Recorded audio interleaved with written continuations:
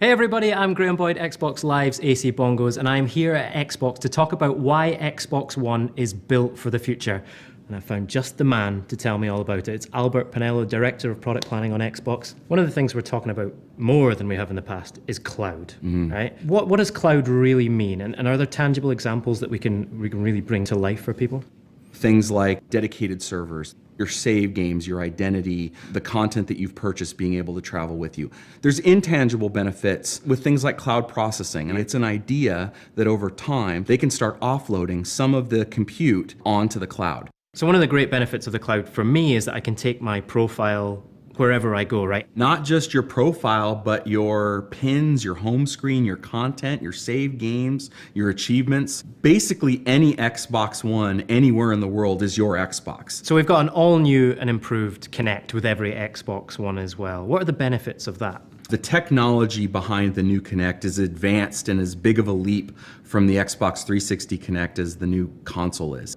We have an IR blaster in Kinect that essentially translates my voice commands into IR commands. When I say Xbox on, it will actually power up my TV, it'll actually power up my cable box, it'll power up my amp. When I say Xbox mute, it'll mute my television. The system will function without Kinect. You will be able to play games and watch entertainment with just a controller.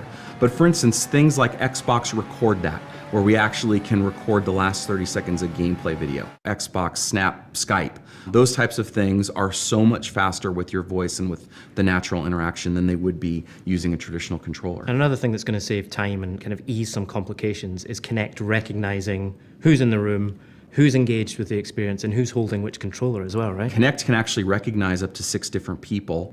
And because we have an array microphone, we can actually zoom in on who's talking and just listen to those commands. And since it knows what controller you're holding, you don't have to worry about, am I player 1 or I'm player 2? We can switch controllers in the middle of the game and still be playing the same character. Kinect is really the thing that makes every Xbox your Xbox. So the features of Smart Glass that people are used to using on Xbox 360 are still there, but there's also a bunch of new stuff, right? There's really 3 things that we think about with Smart Glass. We think about discovery, the ability to look at content across the platform, pin it on the go, and then have it be available on my Xbox when I get home. Look at your game DVR clips, being able to check achievements. You can browse the entire catalog of games and entertainment on Xbox One on Smart Glass. There's also control. You can navigate the dash, you can navigate your Blu-ray movies. And then finally, the thing that a lot of gamers will use, which is the interaction between the games. And the 2 that really strike me as pushing the envelope of Smart Glass from a gaming perspective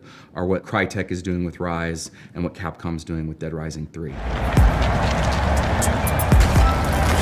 The way that we're integrating Smart Glass into gameplay is with taking the entire user interface of the game and then letting you use it on the go.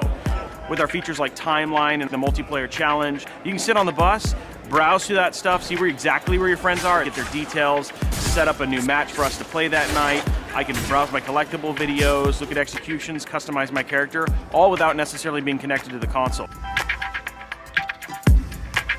Being able to tap into Smart Glass has been a lot of fun for the team, but we're hardcore gamers and we want something that's going to be additive to the experience and not like intrusive or obstructive. When that evolved into, we should just make your phone a phone and you get calls. So you get like mission calls on your Smart Glass device. You'll actually hear a little voice in there and it has its own story and it has its own characters. And as you complete these missions, you get more out of the narrative, you get more out of the missions, you get more content to explore. Being built for the future is one of the principles that we had when we built the Xbox One platform.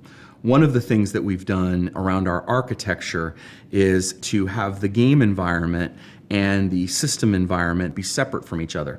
And we wanted to build a system that preserved the best of console gaming so that developers can write to the metal, they can continue to optimize, they can continue to build better looking games, better playing games over time, and also have this part of the system reserved for the future. It doesn't take away from games. It allows you to have things accessible instantly and running in the background.